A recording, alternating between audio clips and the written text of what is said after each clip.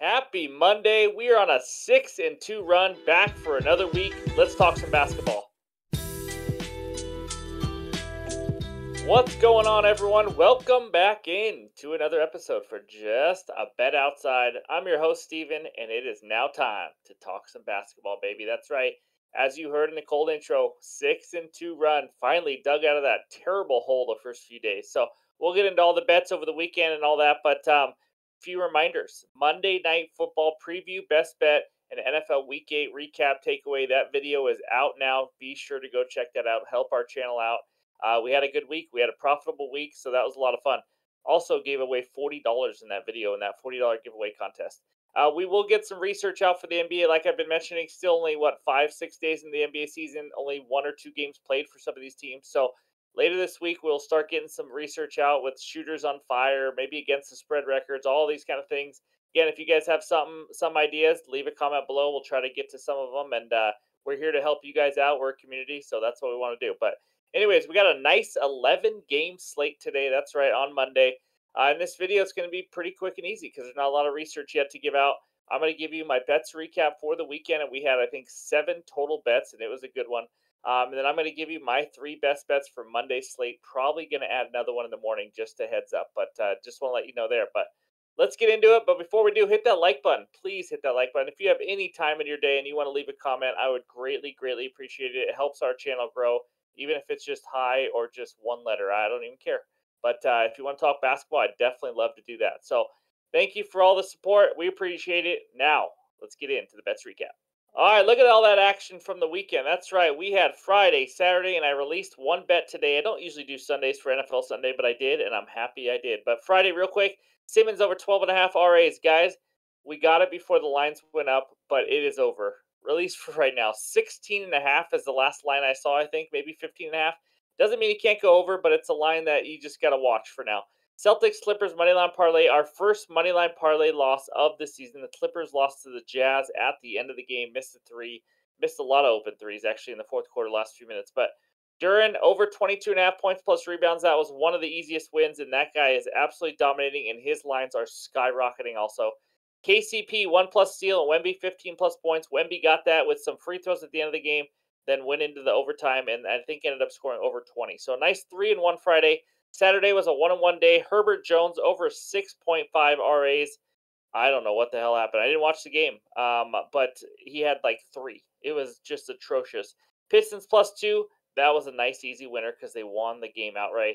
And then today, or yesterday, when you're watching this video, Sunday, Malcolm Brogdon over 14.5 points for the Blazers. He ended with, I think, 18 was the final number. Either way, easy winner, so I love to see that. Those are the breakdown of our bets this year so far. 1-1 on the game bets. Player props 4 and 5, down 1.65. We were like 0-4, so we're on a nice run there finally.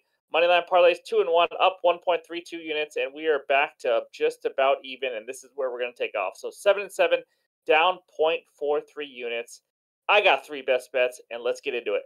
All right, bet number 1 takes us out to New Orleans. We got the Pelicans hosting the Warriors. Pelicans -3, over-under of 233 in this game. Now, I know not a ton of you watched our NBA preview future bets video for both conferences. If you haven't, please go check it out. Support the channel. But I am all aboard the Pelicans hype train, baby. Choo-choo! I was last year too, and I'm all about it. They better not freaking get hurt. They need to stay healthy. This team is fun to watch, guys. They were the number 1 seed in the Western Conference last year until the injuries derailed them in December. Pelicans, so far this year, number 2 in defensive rating. I know it's a small sample size, but they were right around the top 5 last year before the injuries hit them. So that's just who this team is. So far this year, they have beat the Grizzlies and they beat the Knicks.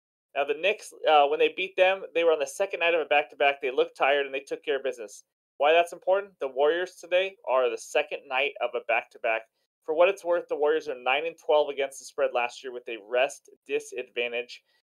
There's always a chance they rest someone here also. Like Steph could rest Klay, second night of back-to-back early in the season. If they don't, I'm fine with it. I'm not counting on it. It's just more of a bonus. But I don't think the Warriors have anyone that can stop Zion. When he goes to the hoop, there is absolutely nobody. He is a man possessed when he goes to the hoop. It's unbelievable how powerful and strong he is. I wish he had a great three-point shot. That would be incredible. But I think the Pelicans can throw different guys at Steph, like Herbert Jones, who's an underrated, one of the top defenders in the league, even though he did let me down in the RA's line. But Steph should be a little bit more tired in the second night of a back-to-back. He's still Steph. He's the man. But the Pelicans have length, athleticism. I think they can throw some guys on there just to at least slow him down. They're not going to stop him. But I just love this matchup with the Pelicans. I love the spot in the schedule. I just love them. If the Pelicans are healthy, you're going to want to tail them most of the time because they are an unbelievable team, and I don't think everybody's caught up to it. So give me the Pelicans -3 at home over the Warriors as my first best bet.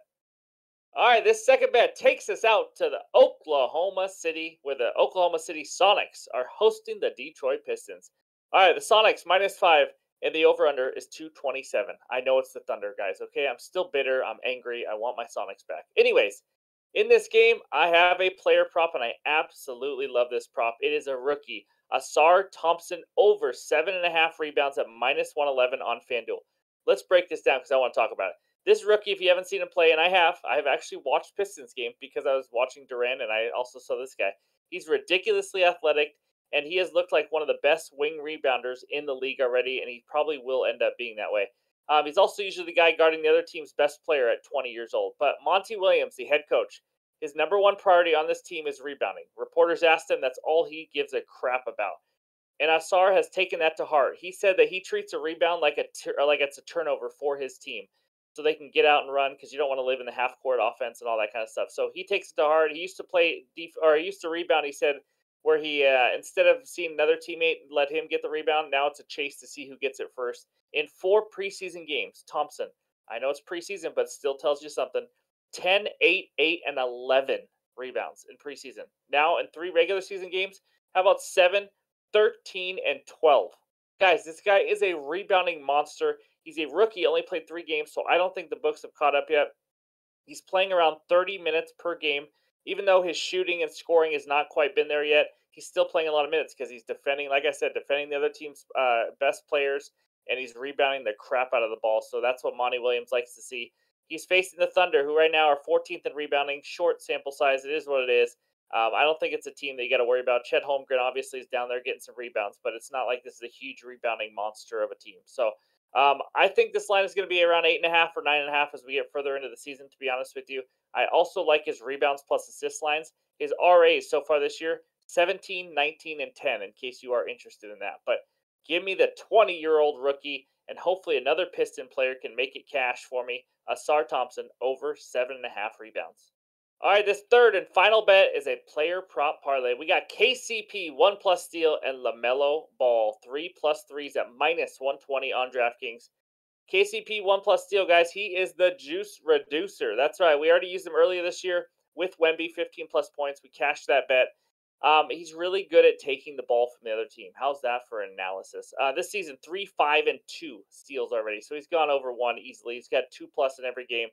I gave you out numbers last time I bet him last week. I don't know exactly.